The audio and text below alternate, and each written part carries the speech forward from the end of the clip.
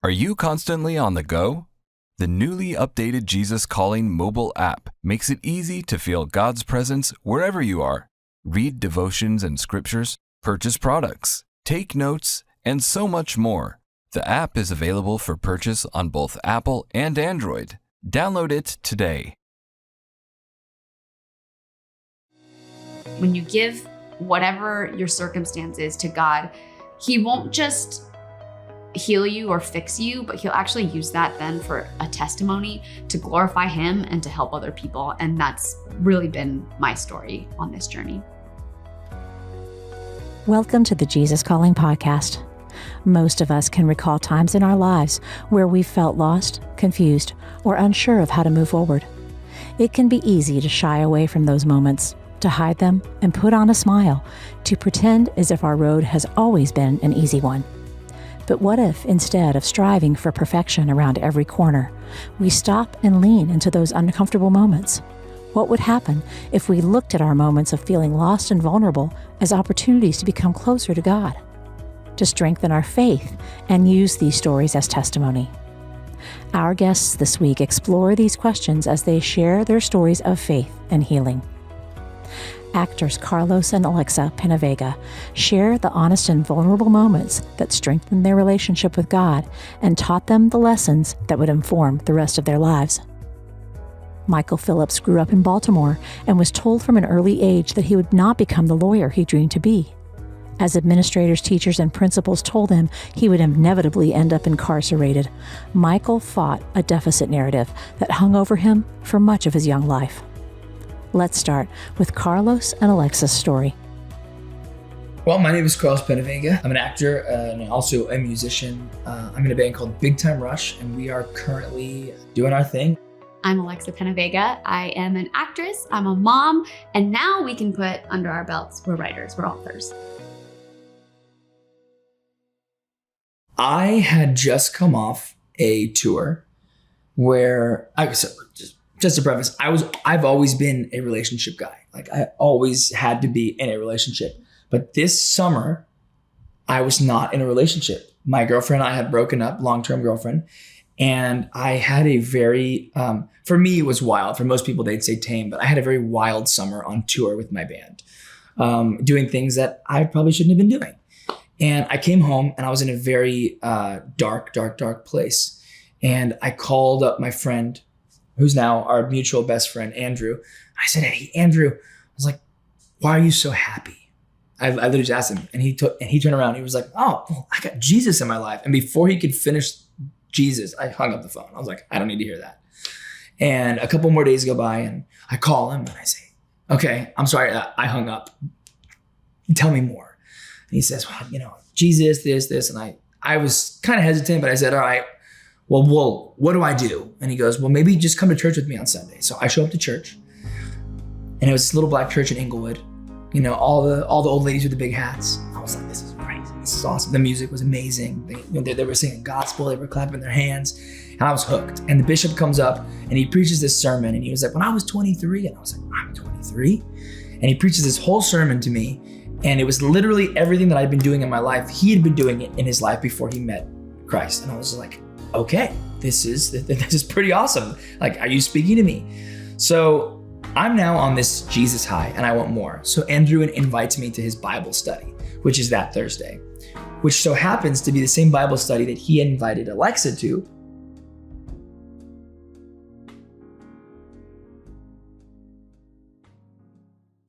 At that point, I'd recently gone through a divorce, and I also was, taking roles that I probably shouldn't have been taking. I was just I don't want to say my rock bottom, but I just wasn't in a place that I wanted to be in, and I was really pursuing that deeper relationship with God.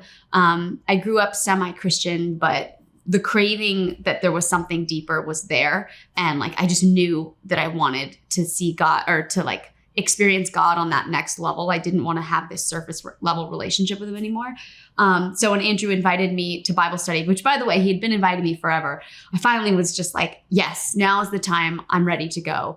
A week later, we ended up hanging out together again. We had some great conversation, and then we spent the rest of the day together. And I told myself, I was like, I'm gonna marry this girl. Like, I feel it. and the rest is history. We got married 7 or 8 months later, and a year after that, we had our first child. So I had this eating disorder that really took over my life for a long period of time, over 6 years. And it was this long battle of, I knew I didn't want it. I didn't want anybody to find out about it because I was so ashamed that this is what I was doing. And yet it was the one thing I really felt in control of in my life and that I had a grasp on, which you don't at all when you have an eating disorder. You just think that you do. So it just stuck with me. And I remember this one specific moment. I was just really praying. I'm reading a Bible all the while binging and purging. And I'm just like, God, take this away from me. But as I started to read the word and read what God actually said about me and talks about our temple and how we're supposed to take care of our temple and that being our body and just how much God loved me, the word became so real in my life that one day I woke up and it was just gone. And it wasn't just gone oh, I stopped it, but I knew God had pulled it out of my life. And I couldn't explain it other than it was like having a roommate just move out suddenly and they weren't there anymore. And I know it might not be that way for everybody, but that was my experience. It literally felt like this miracle that occurred in my life.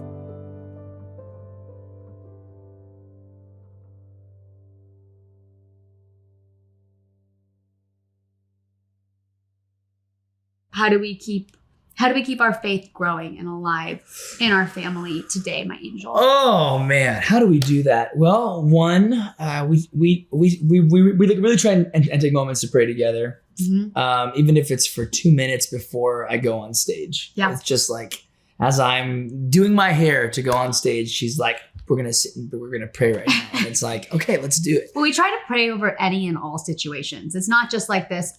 It's great when you can have those private moments to sit down for 30 minutes and you have your prayer time. But we try to keep that conversation going. It's the pray without ceasing. We really want that constant communication with God. And I feel we do that.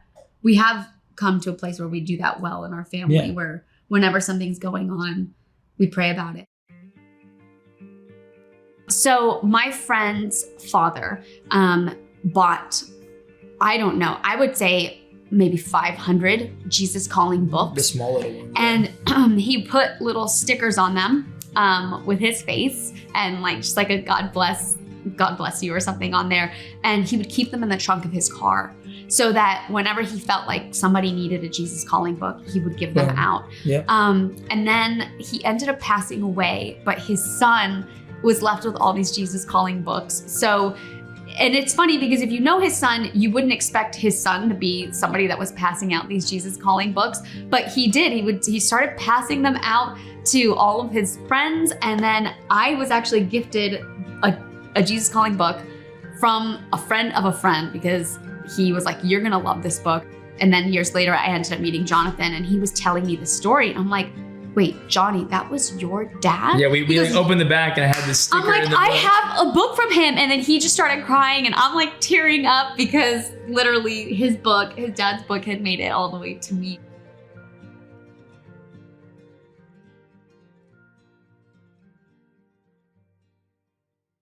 Okay, so Alexa and I are on a plane headed somewhere and I get a call on my phone. And it's my manager. And he's like, hey, I got this opportunity, Dancing with the Stars. First, I was like, I don't know if that's such a good idea. And Alexa goes, hey, I have a call. 1 second. I'm like, oh, no problem. So I finished my call. She finished her call. And she's like, who was that? I was like, oh, it was manager. He said, Dancing with the Stars. And she goes, you're kidding me. I go, what do you mean? She said, I just got off with my manager and they offered me Dancing with the Stars. And both of us looked at each other and I was like, oh. That's interesting. We're supposed to compete against each other to see who the better dancer is. Okay, I was like, this is a great idea. And we decided on that plane to actually do it without knowing what it entailed or how impactful it actually ended up being. So we started the show and every week you kind of get to decide what you want to talk about, whether it's your marriage, whether it's your family or a friend or a personal thing. But, America wants to know a little more about you every single week. So we had the opportunity one week to, talk about our testimony. And, I'd gone through a whole coming to Jesus moment, as they say. And I did a Viennese waltz to Amazing Grace. To an a cappella version of Amazing Grace. And I kind of just laid it all out on the line. And it was very scary at first because, I'd never really talked about God in my life to on that level. Like on that level, publicly like that. And man, the response that we got was incredible. And Alexa did the same, and she opened up about a lot of things, about her faith and about her eating disorder and all this stuff. And it was just so cool to see God use our testimony on that level to really impact the world. When you jump into being somebody of faith, or when you jump into Christianity, I feel like a lot of times it's painted as like your life is going to be so perfect after you become a Christian. And what actually happened for us was like life actually got way harder when we became Christians, but everything was more peaceful and everything made more sense to us. Like we actually felt more complete. So even though it was harder, because it is a harder path to take, nothing in this world is really set up to have like a happy family, a happy marriage, to like have an easy road and a walk with God. Like the world is really set up in this like divided place, especially right now. So we really felt like we need to be raw and honest and show what it actually looks like to walk with God, the good side, the bad side of it, or not the bad side of it, but like the hard side of it. And I feel like we've been really great about just being brutally honest about this journey. To learn more about the PenaVegas, check out their book, What If Love is the Point? Living for Jesus in a Self-Consumed World, wherever books are sold. Stay tuned to Michael Phillips' story after a brief message.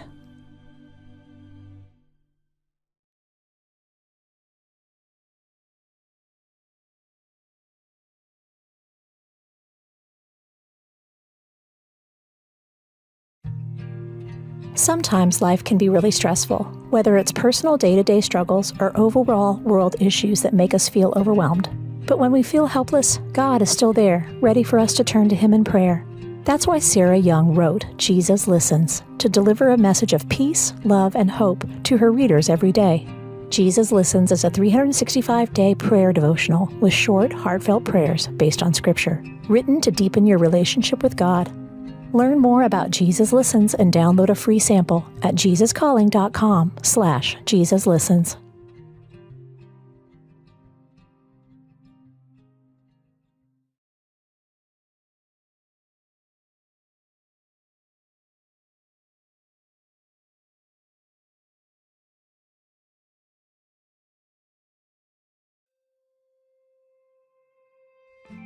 Our next guest is Michael Phillips, an education advocate, social entrepreneur, and Chief Engagement and Fulfillment Officer for the T.D. Jakes Foundation. Despite a negative narrative that was thrust upon him from a very early age, Michael explains how he changed this narrative for his own children and approached his adult life with the grounding and peace of his newfound faith. My name is Michael Phillips. I am Chief Engagement and Fulfillment Officer at the T.D. Jakes Foundation. I'm also an education advocate and social entrepreneur.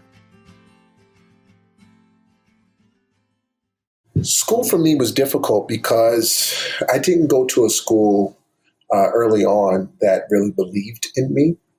As a student, I was intellectually curious, but also at the same time disinterested in most of the learning of the day because I had to fight through so many deficit narratives that hung over my life, that was spoken into my life.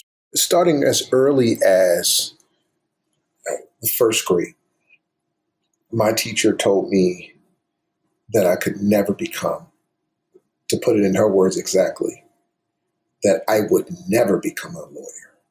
It was my childhood dream to become an attorney because my grandmother's hero was Thurgood Marshall. And she also loved Perry Mason. And so as a little kid, I would sit in her lap watching Perry Mason and then listen to her tell stories about Thurgood Marshall. I went to school one day for career day and did a little report on Thurgood Marshall and told the teacher, stood in front of the class, that was going to be an attorney one day. And unfortunately, after I gave my presentation, the teacher told me that that wasn't likely to happen, that it would, in fact, would never happen. And from first grade on, that deficit narrative about what I could and could not do continued to be spoken of my life by the adults, certain adults, teachers, administrators in my schooling. I was often told I would end up in jail because I couldn't sit still, or if I had the proclivity to ask why something was the way that it was, I was told I was talking back. And I couldn't display any type of agency with my own voice in the classroom because it was often viewed as being rebellious or belligerent. And so those voices came from a myriad of individuals, teachers, principals. Conversely, I also had some opposing voices of people who did believe in me, but the deficit narratives that were spoken of me were very weighty and hard to overcome, and they stuck. They really did. At 18 years old, I found myself facing 30 years in prison on what is called a RICO charge, racketeering and conspiracy. It's the type of charge they give to, cartels and mob bosses and mob families. And so many things happened, transpired in my life for me to get to this point. I was a promising athlete who lost a scholarship because I was in a horrific car accident. And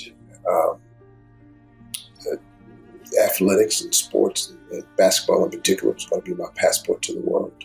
And it didn't happen that way. And since that couldn't become reality for me anymore, then who was I going to be? Who was I? And I reverted back to those deficit narratives of what people spoke over my life and decided that's what I'll become. I'll just become a criminal. And so at 17 years old, I went into a partnership with a friend and we started to sell drugs massively, not just like on the corner, but just massive distribution. And that's what led to me being arrested at the age of 18. I turned myself in at 18 to only find out I was going to face these 30 years in prison. Everything flashes in front of you when you hear something like that. All of your decisions, all of the calamities that took place, the trauma that took place in your life, that got you to this point that made you believe you had to make these choices and decisions. And you'll never forget, certainly, the eerie clank of a prison door when it shuts on you, almost sealing your fate. And I thought that my destiny was going to be written on those cinder block walls and concrete floors. I thought this was going to be my life. And the sad thing about it was that I accepted it. I accepted it and just said, this is where it's always going to end up anyway, so I might as well just go ahead and accept it.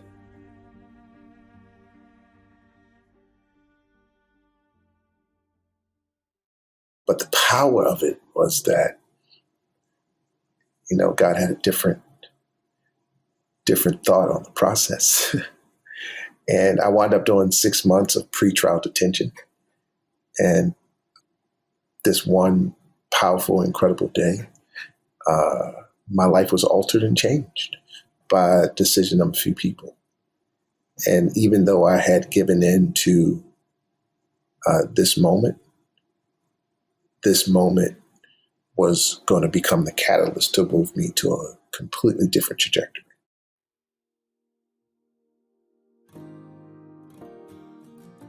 And on a Sunday, a correctional officer came to my cell and told me that, I needed to leave. And I was quite frightened because I didn't know what was going on. When I go in the federal building, we wound up in a judge's chamber. And when I walked into the judge's chamber, I obviously knew it was his office. But the peculiar thing that there was no name on his desk. And I thought that was peculiar. And they sat me down. Judge walks in and he sits down in front of me and he wastes no time. He tells me that I have two options.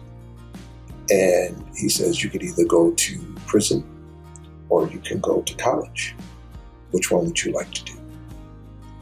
And I wasted no time either.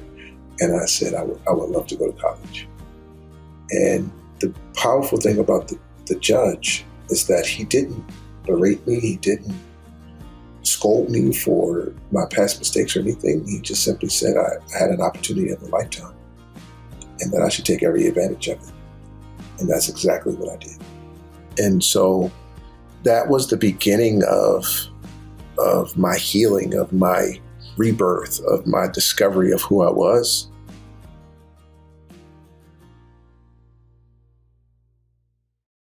Going to Oral Roberts University was culture shock for a kid growing up in Baltimore. And it took a long time for me to come to a place where I was ready to be healed from all of the trauma and pain, because when trauma goes unacknowledged, tragedy often goes uninterrupted. And I had never acknowledged the trauma that I faced. I had never truly had anybody else acknowledge a lot of that trauma, from my dad dying to, seeing the violence around me, to me selling drugs and all the things that transpired in my life. I never dealt with that. I just stored it. And I was mostly just angry because I found being angry was easier than just being sad. I went back while on campus to doing some of the same old things that I was doing, searching for where I was going to place my pain. And, I didn't know where to put it. So I put my pain back into the things that I was accustomed to doing, selling narcotics, because that for me gave me power, it gave me status, it gave me a sense of purpose, unfortunately. And I did that right on campus. I went right back, even though I had this tremendous opportunity. It took some time. It took some time to transform my pain rather than transmit it. It took some time to become untethered from the things that I did as part of my identity. I was very loyal to my mistakes. And it took some time for me to realize those are just some things I did. That's not who I was. And when I finally came to a place where I was tired enough of wrestling with all of that pain, it was during the spring. And there was this service put me square in front of dealing with the underpinnings of all of my pain, the fact that I was mad with God. And so I said to myself, if I have to go to church, which I didn't want to do because going to church reminded me of losing my father. I said, if I had to go to church, I want to be as numb as I possibly can. And I was still angry. And most importantly, I was angry with God. And the reason I was angry with God was because my father had died and there was no explanation given to me for that. And for the first time, I decided to actually smoke what I was selling. I had never done that before. And so that's how much I didn't want to feel God's presence. And I drank a fifth of Grey Goose vodka. And I went on to church in that posture, and completely numb, completely out of it. And they started to sing a hymn about 30 minutes into the service. And the hymn was How Great Thou Art. And I was sober. And God's presence rushed over me like a wave, so overwhelming that I was crying profusely. to the point where some of my friends who knew I had smoked thought that it was the marijuana. And I looked at them and I said, I'm sober. And God's presence was so overwhelmingly peaceful, it terrified me because I was in a deep relationship with the pain that I was in. And so I ran out of the chapel, literally. There are thousands of people in this room, and I ran out and up the middle aisle because I was terrified of the peace I felt. It was unusual. And I ran back to my dorm room, crying, couldn't stop crying. I called my mother. And my mother, being my mother, I love that woman. She says, oh, baby, God's just dealing with you. And then she hung up. And it was now just me and God. And in that moment, I got down on my knees and finally lifted my hands for the first time in forever and just said, I surrender.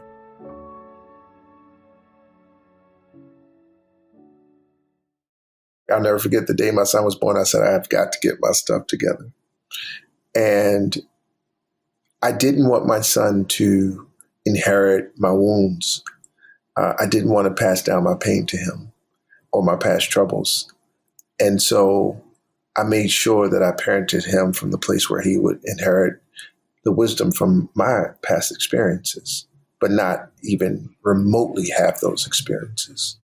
And I think while sharing simultaneously the history of that world that I came from and all of the struggles and how he'll have the ability to stand on my shoulders and go farther and do more. When my son turned 13, I took him to my old neighborhood. I showed him everything. I took him to where I sold drugs.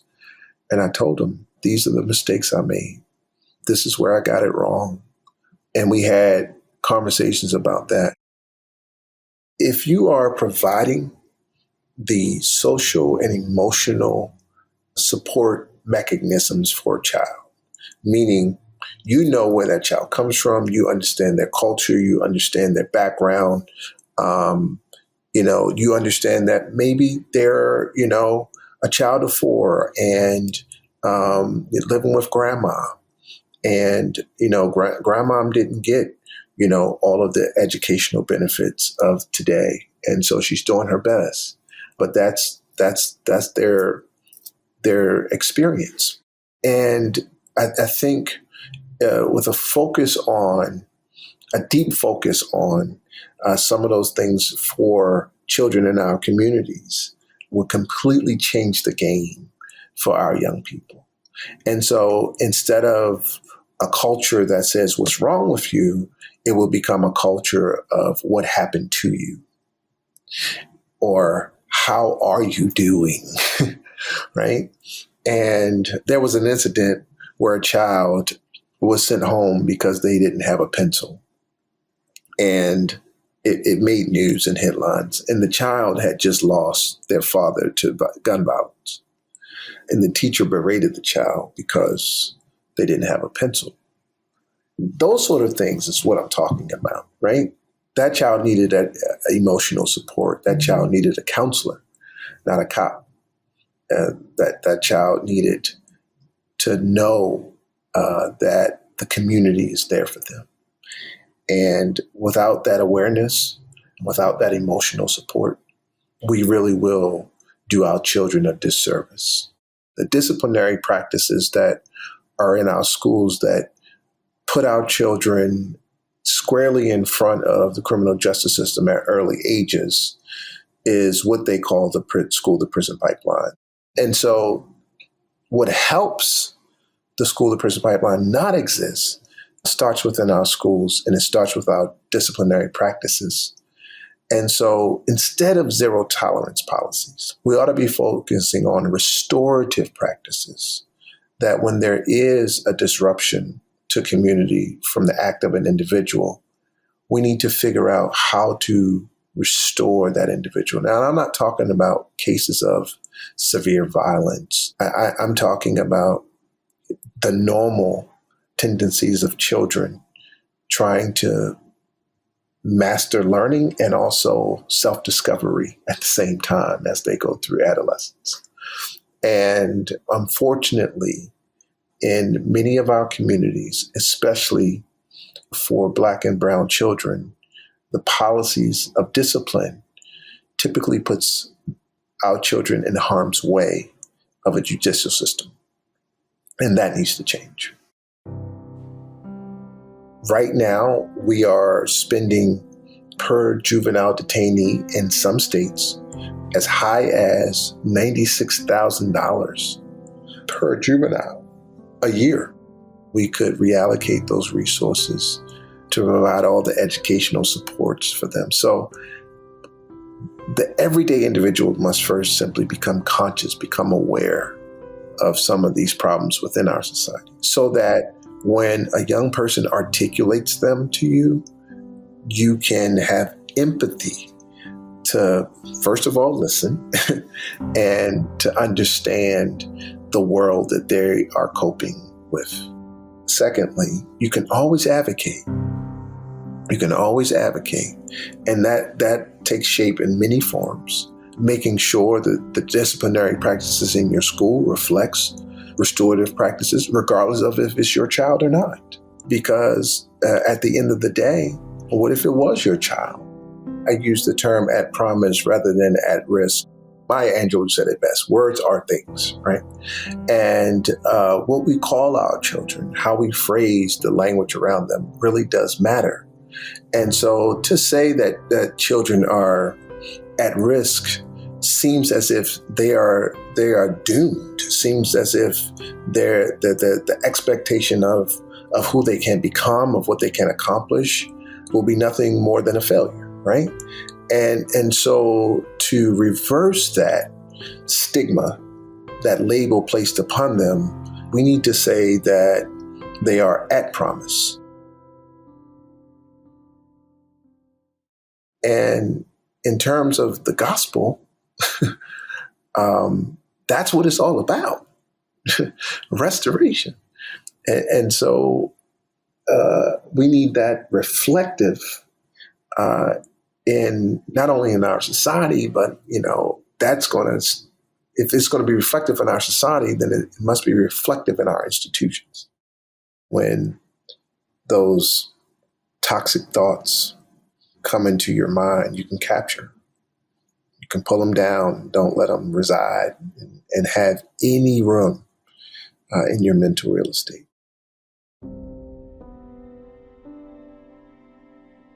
Jesus listens, September 16th.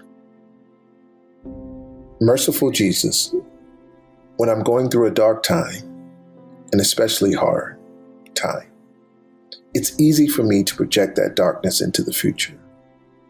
The longer I struggle with adverse circumstances, the darker the way ahead looks, and the harder it is for me to imagine myself walking along bright paths again.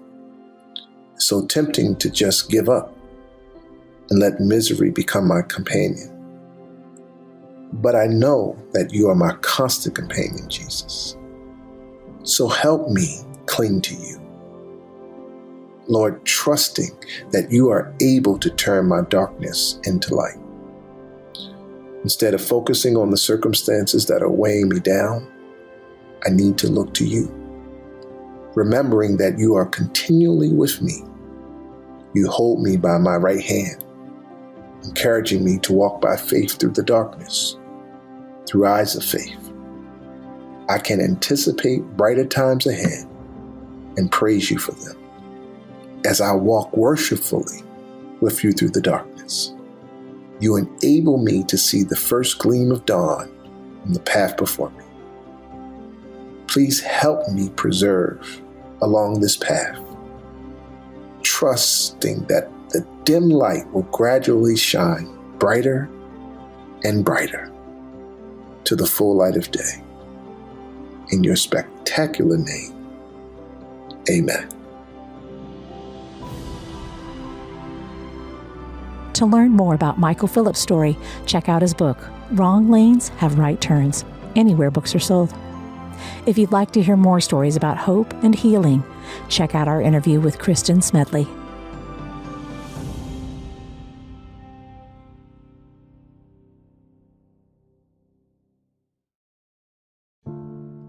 Next time on the Jesus Calling podcast, we speak with scholar Amy Kenny, who opens up about her experiences being a Christian and having a disability. As people tried to pray away her wheelchair, she opens up about how that made her feel, like she wasn't accepted for who she was as created by God. She provides a unique insight and perspective into how we all can become more inclusive to disabled people in our places of faith. As a disabled kid, I was often told, sometimes explicitly and sometimes implicitly, that if I believed enough or had enough faith, I would be not disabled. And that just doesn't make sense with the truth that we know that all of us are made in the image of God. And there's no caveat there saying, unless you're disabled. And I think I just had the audacity to believe it.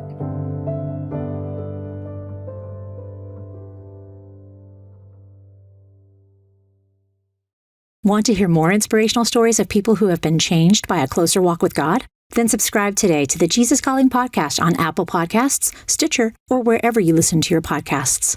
And please be sure to leave a review, which helps us reach and inspire others with these stories.